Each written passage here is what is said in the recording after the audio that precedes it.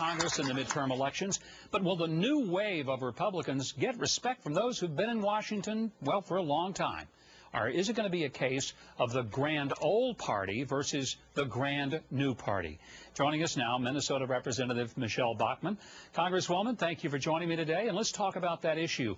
Is there going to be a clash between a lot of the new blood that's coming into the Congress, specifically the Republican Party, and some of the establishment, the old guard?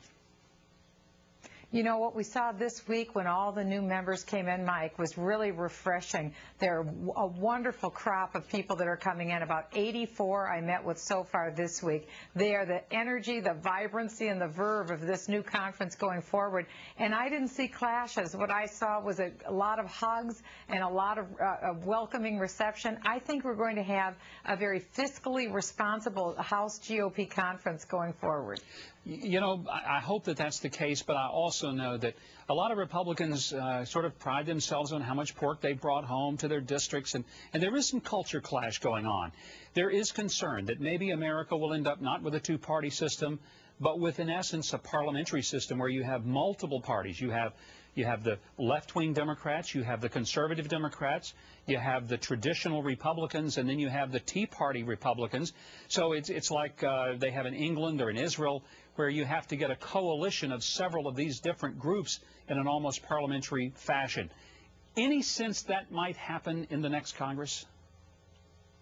I'm not seeing that, Mike, because remember, the Tea Party isn't a political party. It's just a set of ideas. And what I've seen happen with the establishment Republicans currently in Congress, they've adapted themselves to the Tea Party ideals, which are really three of them. One is Congress needs to act within the limits of the Constitution. Number two, we're all taxed enough already. Don't raise anyone's taxes. And number three, don't spend more than what you take in. Rand Paul's balanced budget amendment.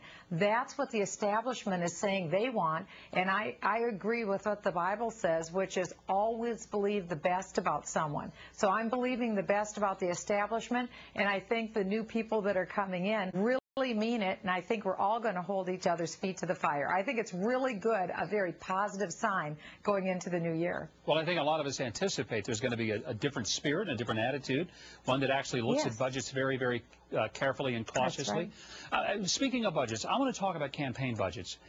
You were wearing a target on your back. There's no doubt about it. You were one that the liberals targeted and said, let's get rid of Michele Bachmann because you've been such an outstanding and really outspoken leader for not just the Tea Party, but for conservatives. But you raised $11 million in your congressional campaign. I mean, that's like a record. That's an extraordinary amount of money for a Minnesota congressional seat.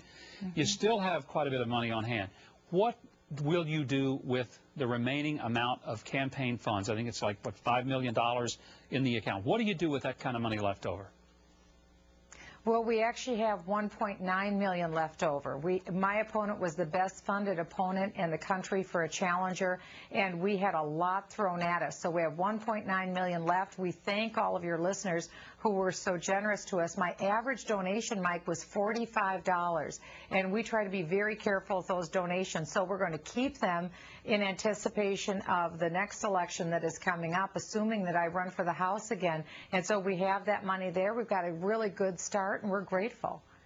I also want to talk to you about the fact that the Tea Party is going to be, I think, looked at very, very cautiously. One thing is, are you willing to compromise?